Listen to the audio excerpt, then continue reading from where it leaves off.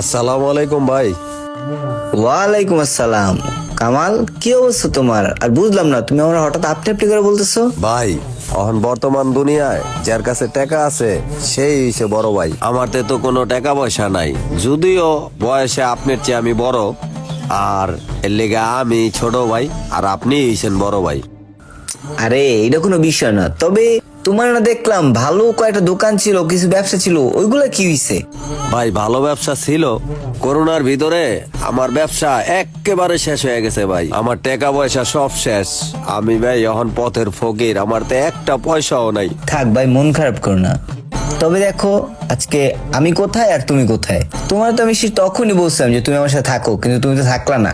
যদি থাকতা না কামাল, তাহলে আজকে তুমিও কোটিপতি থাকতা। ভাই যদি আপনার পাশে আমারে যদি একটু রাখেন, তাহলে মনে হয় আমি আগের জায়গায় আবার ফিরে যেতে পারবো ভাই।